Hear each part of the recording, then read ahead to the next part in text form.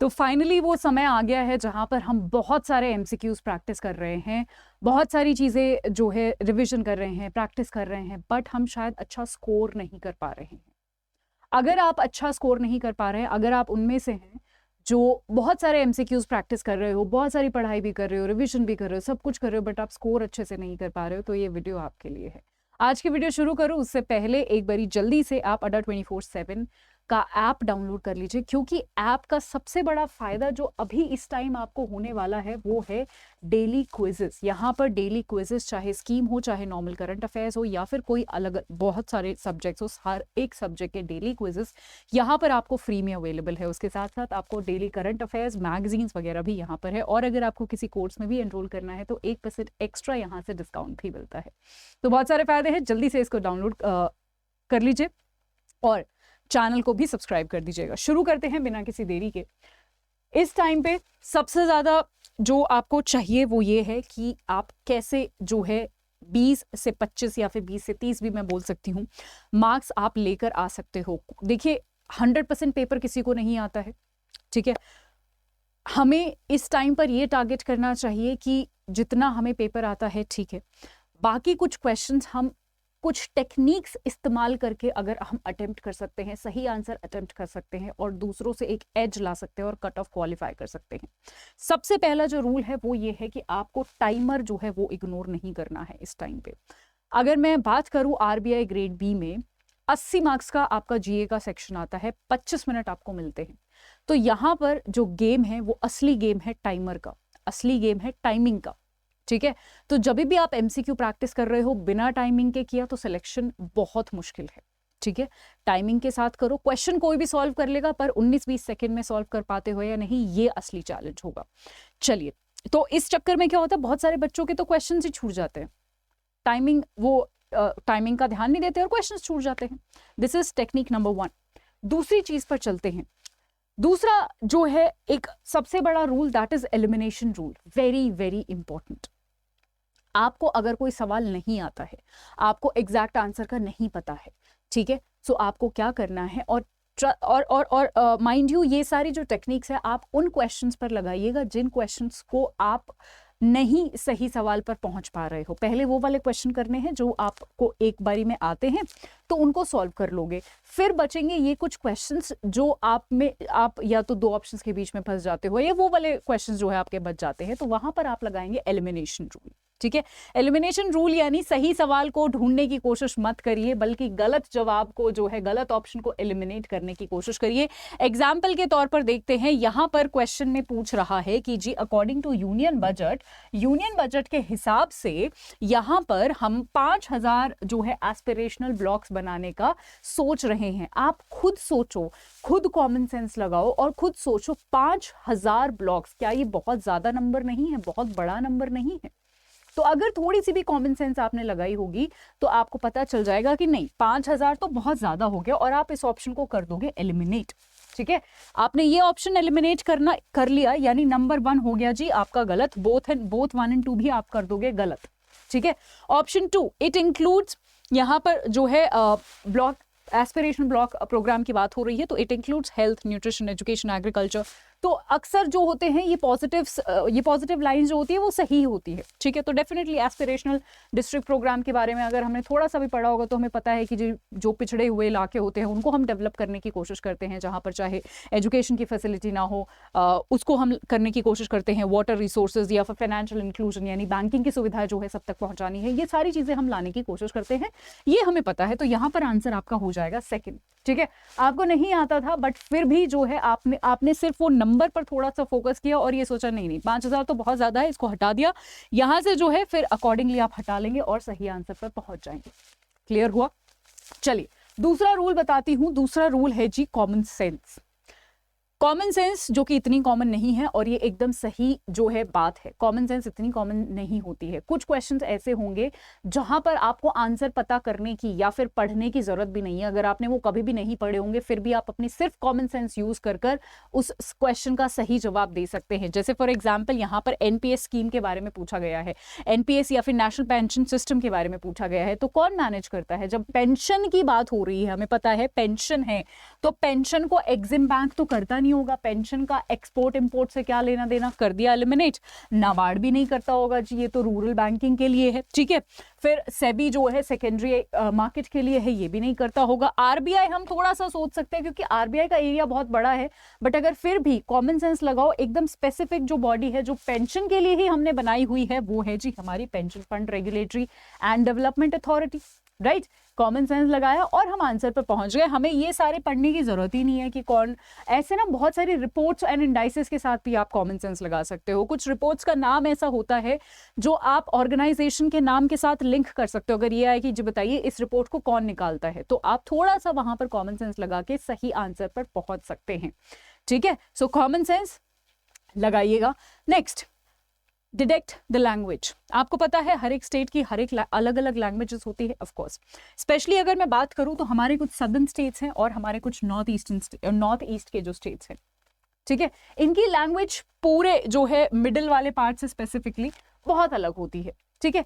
तो अगर मान लो कोई नेशनल पार्क पूछा गया है या कोई डैम पूछा गया है या कुछ भी पूछा गया है, तो अगर कोई नॉर्थ ईस्ट का नाम होगा तो आप लैंग्वेज पहचानने की कोशिश करिएगा, कोई साउथ का नाम होगा लैंग्वेज पहचानने की कोशिश करिएगा।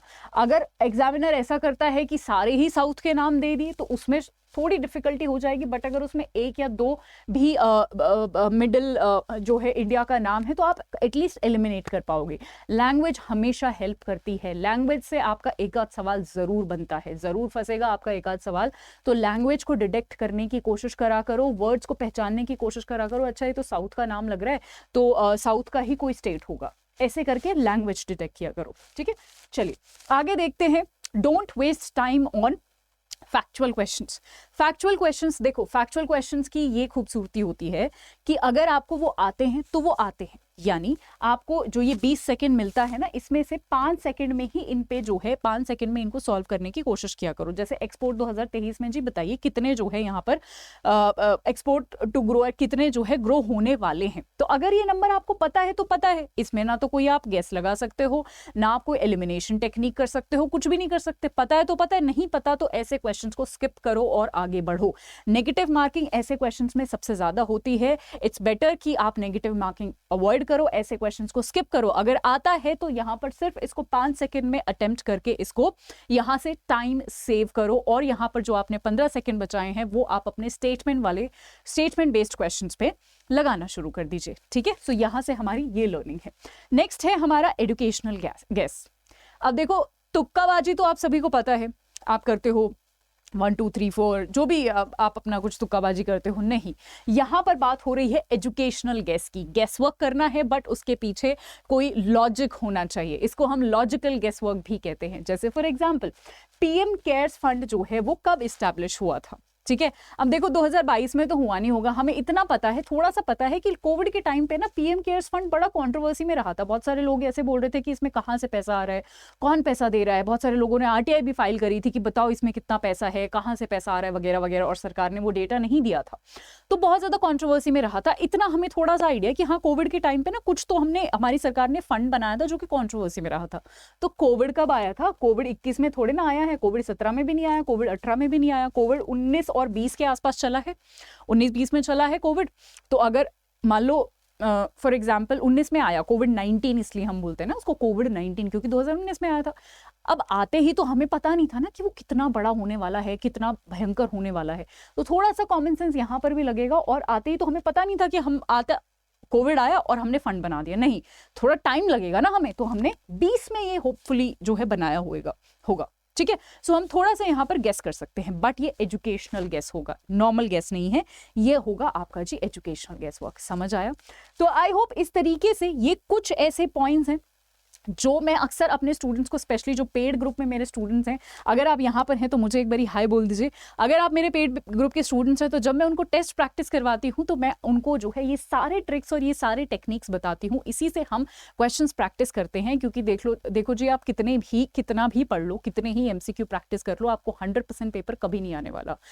आपको कुछ टेक्निक्स आनी चाहिए और आप ये अपने एमसीक्यू में प्रैक्टिस करोगे कि जिससे आप एक्स्ट्रा एज ले सकते हो बाकी बच्चों से, और ये सारी चीजें हैं ट्रस्ट में जो आपको वो एक्स्ट्रा एज दिला सकती हैं, ठीक है। सो इन सारी चीजों को फॉलो करिएगा। और अगर आपको मुझसे जुड़ना है तो GN current affairs by Pinki Yadav ma'am, ये मेरा टेलीग्राम है, इस पर आप जरूर मुझसे जो है कोई भी अगर आपका डाउट है तो यहाँ पर आप मुझसे पूछ लीजिएगा। और अगर आपको हमारे साथ रिविजन करना है तो हमारा एक बैच हम लोग ला रहे हैं, रैपिड रिविजन। आज है यहाँ पर जो है ये 26 तारीख को शुरू हो रहा है, यानी ये जल्द ही शुरू होने वाला है। इसमें लिमिटेड सीट्स हैं तो इसमें तुरंत आप एनरोल कर लीजिए। करंट अफेयर्स यहाँ पर फेज 1 फेज 2 दोनों की रिवीजन करवाई जाएगी। अभी तो फेज 1 पर ज्यादा ध्यान दिया जाएगा और करंट अफेयर्स का मैं ही रिवीजन करवाऊंगी, मंथली रिवीजन करवाऊंगी करंट अफेयर्स का पिछले 6 महीने का, और यहाँ पर मंथली पीडीएफ भी मैं दूंगी। जल्दी से इसमें जो है एनरोल कर लीजिए। एनरोल करने के लिए अड्डा 24/7 का ऐप आप डाउनलोड कर लेंगे। मैं अभी बता देती हूँ कैसे करना है। उससे पहले एक और खुशखबरी है कि हमारा जो batch RBI mission RBI grade B चल रहा है उस पर एक बहुत ही बम्पर ऑफर आया है आप सभी के लिए। जो कोर्स पहले 3249 का था वो सिर्फ अब 2749 का है। बाकायदा आपने अगर ये कोड यूज किया Y674 तो आपको ये डिस्काउंट मिलेगा। अब मैं आगे जो है बात कर लेती हूँ कि कैसे आपको करना है। सबसे पहले अड्डा 24/7 का ऐप डाउनलोड करना है और इसके फायदे मैं ऑलरेडी बता चुकी हूँ। ऐप डाउनलोड करने के बाद आपको जाना है रेगुलेटरी बॉडीज पर, ठीक है। रेगुलेटरी बॉडीज पर गए, आरबीआई पर गए, ठीक है। आरबीआई पर जाने के बाद हाँ, यहां पर जो है व्यू ऑल पर आप क्लिक कर लीजिएगा। तो आपको जो है कोई भी बैच यहां पर ज्वाइन करना हो, राइट, सो आपको जो है यहां पर सारे बैचेस मिल जाएंगे, सारी चीजें आपको मिल जाएंगी। किस बैच में क्या मिल रहा है वो सारी चीजें भी, कौन से कितने टेस्ट मिल रहे हैं वगैरह वगैरह सब कुछ आपको अवेलेबल करवा दिया जाएगा। तो यहाँ पर अगर आपको रैपिड रिवीजन में 26 तारीख से शुरू जो हो रहा है इसमें ज्वाइन करना है तो Y674 आप यूज करिएगा, जिससे आपको मैक्सिमम डिस्काउंट जो है ये जो हमने रैपिड रिवीजन के लिए रखा है ये मिलेगा। या फिर किसी भी कोर्स में आपको एनरोल करना है Y674, code remains the same. I hope आपको सेशन अच्छा लगा होगा। अगर अच्छा लगा तो मुझे जो है आप कमेंट सेक्शन में बताइएगा। और अगर ऐसे ही कुछ ट्रिक्स आई मीन टू से और टेक्निक्स अगर आप चाहते हैं तो मुझे कमेंट सेक्शन में ज़रूर बताइएगा कि मैम ऐसे और ट्रिक्स और टेक्निक्स के साथ आप आओ ताकि हम ज़्यादा से ज़्यादा जो है MCQ सॉल्व कर सके और मार्क्स जो हैं गेन कर सके। Thank you so much, have a good time ahead, bye bye.